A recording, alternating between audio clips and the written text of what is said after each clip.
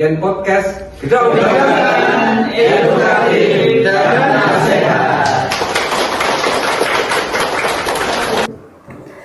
Assalamualaikum warahmatullahi wabarakatuh.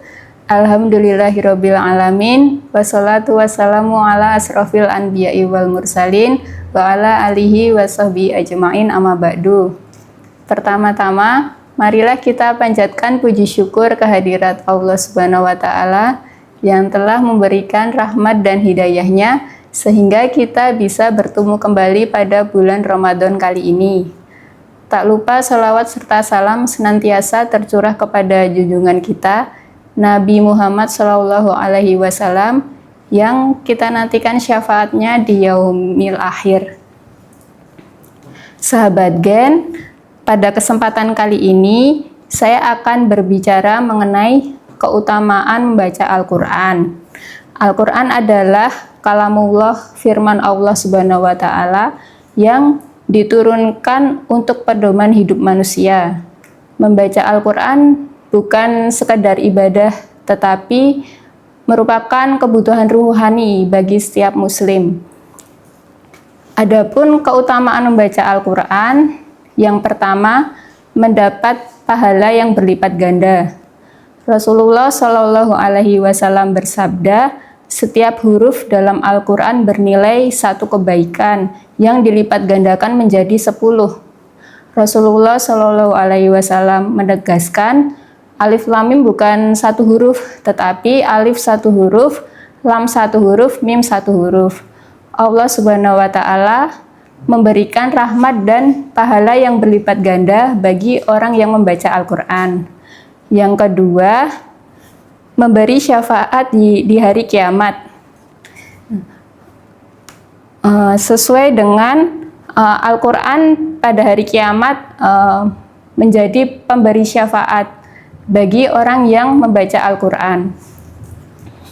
Saat seseorang membutuhkan pertolongan, maka Al-Quran sebagai penolong bagi pembacanya tersebut. Nah, contohnya ketika seseorang menghafal surat Al-Mulk semasa hidupnya dirutinkan, maka akan terhindar dari siksa kubur. Karena dalam dirinya itu terdapat kalamullah. Nah, Al-Quran itu yang akan menjaga dirinya. Nah, begitu juga dengan orang yang menghafal Al-Quran.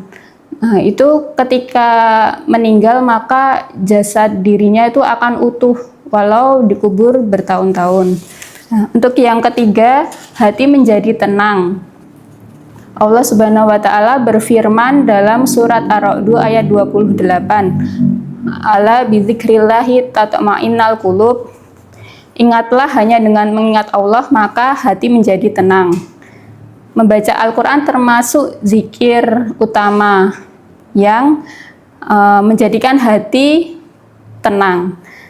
Nah, contohnya ketika seseorang itu merasa hatinya itu galau, gelisah, gundah. Nah, ketika membaca Al-Quran, maka menjadikan hati itu mendapat ketenangan. Nah, untuk yang keempat yaitu diangkat derajatnya oleh Allah. Orang yang senantiasa membaca dan mengamalkan Al-Quran, maka Allah akan mengangkat derajatnya baik di dunia maupun di akhirat.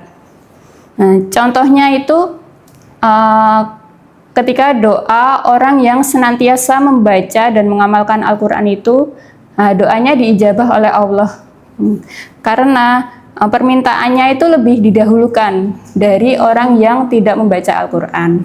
Nah, sahabat Gen, mari kita rutin membaca Al-Quran, minimal 1 halaman 1 hari atau beberapa ayat setelah sholat. Semoga Al-Quran ini bisa menjadi sebagai cahaya penyejuk jiwa dan penolong di hari kiamat, serta hidup kita mendapatkan keberkahan dari Allah Subhanahu wa taala. Sekian yang dapat saya sampaikan. Terdapat kurang lebihnya mohon maaf. Billahi taufik wal hidayah. Wassalamualaikum warahmatullahi wabarakatuh.